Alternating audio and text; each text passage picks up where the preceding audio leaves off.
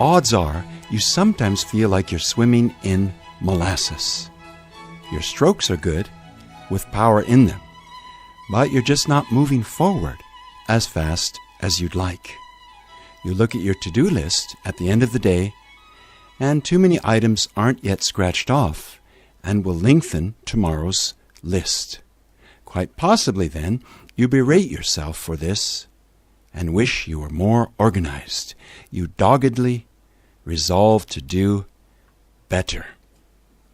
I would like to teach you a few pointers about how to be successful, but before I do, I have to ask you to watch your mental chatter.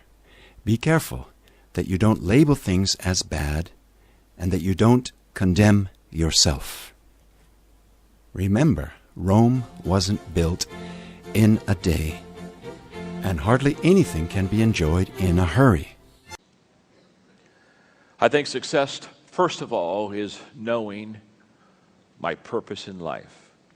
As I have watched and observed successful people, what I have discovered about them is they really have figured out why they're here. And knowing their purpose in life is a stability for them.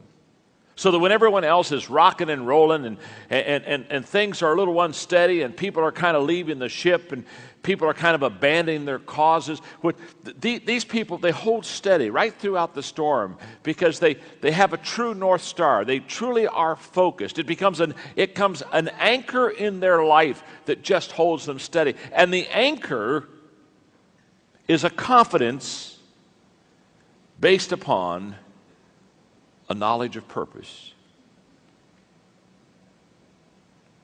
Someone said that there are two great days in a person's life: the day that they are born and the day they discover why. I'm here to tell you, highly successful people, they've discovered why. What makes achievers excel? Why do some people skyrocket while others plummet? There is no doubt in my mind that there are many ways to be a winner, but there is really only one way to be a loser, and that is to fail and look not beyond the failure. How people see failure and deal with it, whether they possess the ability to look beyond it and keep achieving, impacts every aspect of their lives. One man said, "Failure nowadays is more common than success. Poverty is more prevalent than wealth, and disappointment more normal than arrival at a goal." Training for failure. Yes, that is a great concept, and it's the idea that prompted me to write a book. I want to help you train for failure. I want to help you learn how to confidently look the prospect of failure in the eye and move forward anyway. Because in life, the question is not if you will have problems, but how are you going to deal with the problems that arise? Are you going to fail forward or backward? In life, you got to put the points on the board. I mean, we build a society today where people love to make excuses, love to blame someone else, love to put their problems on someone else's back. You got to take responsibility for where you're at in your life and go from there, even if where you're at isn't your own fault. See, I understand bad things happen to people. You have poisonous people come into your life that leave you in a bad situation. Guess what? You got to play the ball where it lies, and you got to move from there. You can wish all day long things hadn't happened. But you have to make the decision that you're going to take responsibility right here, right now, today, and move and grow from there. We're not going to sit around and wait for things to get better. We're going to make things better. One of the things I've most learned is success is a journey. It's a process. It's not a destination. It's not like you're going to look out one day and say, there it is, there's that place I want to be called success. It's a step-by-step, day-by-day journey. And it starts right here, way before it gets to the wallet. Way before you improve that position, you got to improve this position. You got to improve your thinking. When I was growing up, one of the questions I used to hear from motivational speakers was, if the possibility of failure were erased, would you attempt to achieve? I don't know what obstacles you are facing in your life right now, but whatever they are doesn't matter. What does matter, though, is that your life can change if you're willing to look at failure differently. You have the potential to overcome any problems, mistakes, or misfortunes. All you have to do is learn to fail forward. I found that most people fail in life, not because they aim too high and miss. Most people fail in life because they aim too low and hit. And many don't aim at all. One thing we have to realize is that everybody fails, errs, and makes mistakes. You've heard the saying, to err is human, to forgive is divine. Alexander Pope wrote that more than 250 years ago, and he was only paraphrasing a saying that was common 2,000 years ago during the time of the Romans. Things today are the same as they were then. If you're a human being, you're going to make mistakes. Writer Norman Cousins was right when he said, the essence of man is imperfection. Knowing that you're going to make mistakes. There's a friend of mine, his name is Orrin Hudson, and he was the Alabama State chess champion. And he grew up in the ghettos of Birmingham. Then he was the #1 Cadillac dealer and became a professional speaker. And I was talking to him, we were having lunch together down in New Orleans. He said, you know, to me, success is like knowing the combination to a lock. He said, if you know the combination to a lock, it doesn't matter if you're male or female, white or black, Hispanic or Asian, you're 55 or you're 16, your IQ is 150 or your IQ is 93. If you know the combination, the lock has to open. And the problem is, most of us are going through life and we don't know the combination. We maybe have 3 of the 4 numbers we need, but we don't have them all. When I was young, I thought that failure came in a moment. The best example I can think of is taking a test. If you got an F, it meant you failed. But I've come to realize that failure is a process. The F shows that you neglected the process leading up to the test. Success is not a destination, not a place where you arrive one day. Instead, it is a journey that you take. And whether you succeed comes from what you do day to day. In other words, success is a process, and failure works the same way. Around the turn of the century, down in South Texas, just outside of Beaumont, there was a farmer selling much of his land. He was having to sell it simply because times were so tough. He couldn't feed his family. One day an oil company representative came along and said, sir, you know, we think there might be oil on your property. Let us drill for it, and if we discover any, we'll pay you royalties on every barrel that we pump out.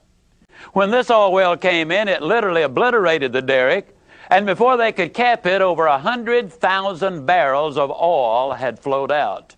It was the world's introduction to Spindletop, the most productive oil well in history.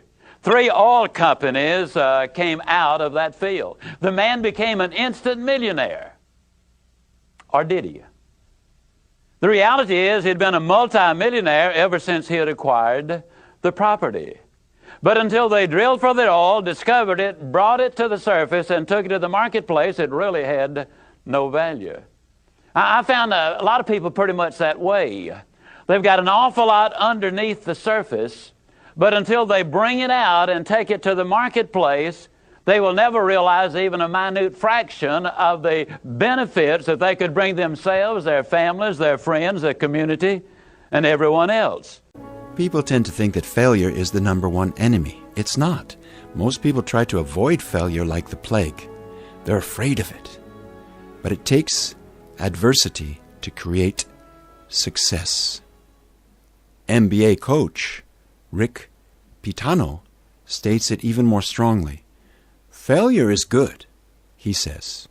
It's fertilizer. Everything I've learned about coaching, I've learned from making mistakes. So there's an old saying in Texas. It says, "It doesn't matter how much milk you spill, as long as you don't lose your cow." In other words, mistakes are not irreversible. Keep everything in perspective. The problems come when you see only the spilled milk and not the bigger picture. In an interview years ago, David Brinkley asked advice columnist Ann Landers what question she most frequently receives from readers. Her answer? "What's wrong with me?" Ann Landers' response reveals a lot about human nature. Many people wrestle with feelings of failure. At the heart of those doubts and feelings is one central question: am I a failure? And that's a problem, because I believe it's nearly impossible for any person to believe he is a failure and fail forward at the same time. I believe every genius could have been a failure. Every successful person is someone who failed yet never regarded himself a failure.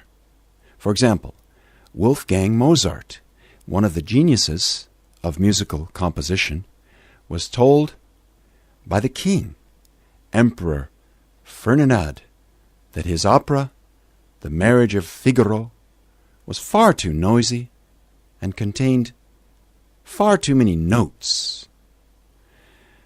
But Mozart didn't give up, even though a king criticized him. Artist Vincent van Gogh, whose paintings now set records for the sums they bring in at auctions, sold only one painting during his whole lifetime. His work was only recognized as great long after he was gone.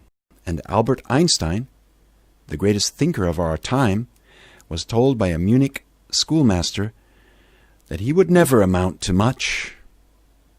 All great achievers are given multiple reasons to believe they are failures, but in spite of that, they persevere. In the face of adversity, rejection, and failings, they continue believing in themselves and refuse to consider themselves failures. Here are some abilities needed to fail forward. When you fail, don't take it personally. Keep moving forward. Achievers reject rejection. Author James Allen states, "A man is literally what he thinks, his character being the complete sum of all his thoughts." That's why it's important to make sure your thinking is on the right track. People who don't give up keep trying because they don't base their self-worth on their performance.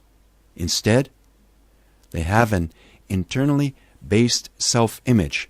Rather than say, "I'm a failure," they say, "I missed that one," or "I made a mistake." To keep the right perspective takes responsibility for your actions, but don't take failure personally. Achievers see failure as temporary. Everybody has slumps from time to time. Harry S. Truman, in 1922, he was 38 years old, in debt, and out of work. In 1945, he was occupying the highest office in the land. If he had seen failure as permanent, he would have remained stuck and never would have kept trying and believing in his potential. Climb out of the pit and leave your slump behind. Achievers focus on strengths. Another way achievers keep themselves from personalizing failure is by focusing on their strengths. If you follow sports these days, you've heard a lot of talk about the selfishness of professional athletes. The recent criticism has been especially harsh toward pro basketball players because the feeling is that too many players possess a me-first mentality. Critics often point to the difference in performance when the men's and women's basketball teams in the 1996 Olympics. The amount of talent on the men's team far outweighed that of their opponents, yet the players sometimes found it difficult to play together as a team. And their team was called the Dream Team, but each player was such a famous hotshot they couldn't work together as a team. Meanwhile, the women virtually defined teamwork with their noteworthy performance that year. And here's the second way many people fail: a negative attitude. Your reaction to the circumstances of your life has everything to do with your well-being and your success. If your circumstances constantly get you down, then maybe it's time for a change. Not a change in your situation, but in your attitude. If you can learn to make the best of any situation, you can remove a formidable obstacle that stands between you and your dreams: the wall of negativity. And now here's another way that you can fail: lack of focus. People lacking focus have trouble not because they're too busy, but because their priorities are out of whack, and that wastes their time and resources. If you go from task to task to task without making any progress, or you can't seem to reach a goal no matter how much effort you give it, examine your focus. Here's another way people seem to fail: relying on talent alone. Talent is overrated. Not because it doesn't have value, but because talent alone isn't enough to take a person through the multiple failures that life brings. The greater your talent, the more likely you are to lean heavily on it and skip the hard day-to-day work of improving it. If you possess this negative tendency, put yourself on a growth plan so that you can make the most of your God-given talent. The next time you find yourself envying what successful people have achieved, recognize that they have probably gone through many negative experiences that you cannot see on the surface. A lot of failure goes into success. If you really want to achieve your dreams, I mean really achieve them, not just daydream or talk about them, you've got to get out there and fail. Fail early, fail often, but always fail forward. Turn your mistakes into stepping stones for success. I wish you well. Keep dreaming and keep failing forward. And here's a really good point about success. Start adding value to others continually.